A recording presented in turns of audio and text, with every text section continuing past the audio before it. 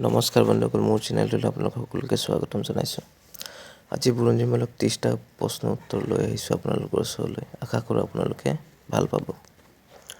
কোচ ৰাজ্যৰ মুদ্ৰাক কি বুলি জনা যায়? নৰনাৰায়ণী।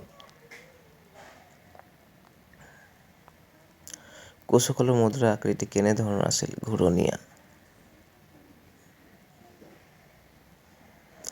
আহোমসকলৰ মুদ্ৰাৰ আকৃতি কেনেকুৱা আছিল? আঠকোণীয়া। কোনজন কোচ ৰজাই শ্ৰীমন্ত শংকৰদেৱৰ পৃষ্ঠপোষকতা লাভ কৰিছিল? নৰনাৰায়ণ। কাৰ তত্বাৱধানত অসমীয়া শিপিনীসকলে বৃন্দাবনী বস্ত্ৰ বৈছিল? মহাপুৰুষ শ্ৰীমন্ত শংকৰদেৱৰ। শংকৰদেৱৰ আজোককাৰ নাম কি আছিল? চণ্ডীবৰ।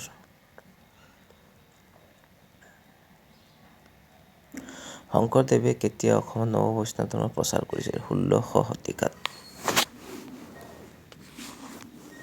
মাধৱদেৱে কেতিয়া জন্মগ্ৰহণ কৰিছিল? 1489 চনত। মাধৱদেৱৰ গুৰু কোন আছিল? ৰাজেন্দ্ৰ অধ্যাপক। মায়ামৰা সত্ৰৰ প্ৰতিষ্ঠাপক কোন আছিল? অনিৰুদ্ধদেৱ। চৈয়দ শ্বাহ মিলান নামেৰে কোন অসমত জনপ্ৰিয়? আজান ফকীৰ। নৰনাৰায়ণৰ ৰাজত্বকালত কাক সেনাধ্যক্ষ হিচাপে নিযুক্তি দিয়া হৈছিল? চিলাৰায়। কোন চনত নৰনাৰায়ণে আহোম ৰাজ্য আক্ৰমণ কৰি কোচৰ তলতীয়া কৰিছিল? 1562 চনত। নৰনাৰায়ণৰ ৰাজত্বৰ পিছত কোচ ৰাজ্যৰ দ্বিখণ্ডিত হোৱা ভাগ দুটা কি কি? কোচবিহাৰ আৰু কোচহাজো। বকুল কায়স্থ কোন আছিল? কামৰূপৰ এজন গণিতজ্ঞ। বকুল কায়স্থই লিখা দুখন গ্ৰন্থ গীতাৰথ মঞ্জুৰী আৰু লীলাৱতী। গীতা গোবিন্দ আৰু বোধকাব্যৰ ৰচক কোন? ৰাম সৰস্বতী। কাৰ অনুৰোধ মৰ্মে সংস্কৃত মহাভাৰত শ্লোক ৰাম সৰস্বতীয়ে অসমীয়ালৈ অনুবাদ কৰিছিল? চিলাৰায়ৰ অনুৰোধ। কামৰূপৰ বিক্ৰমাদিত্য বুলি কাক জনা গৈছিল? নৰনাৰায়ণ।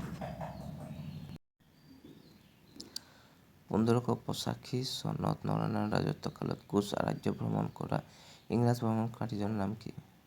নৰনাৰায়ণৰ মৃত্যু কেতিয়া হৈছিল? 1587 চনত।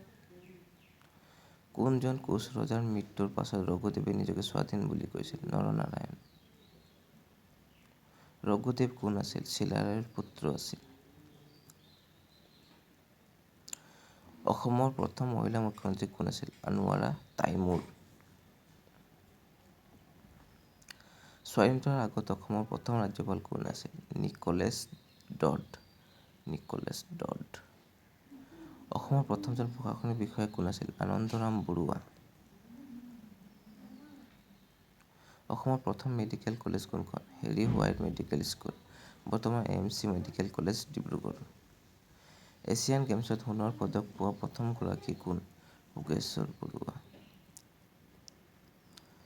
প্ৰথম গৰাকী অসমীয়া ৰাষ্ট্ৰপতি কোন আছিল? ফখৰুদ্দিন আলি আহমেদ।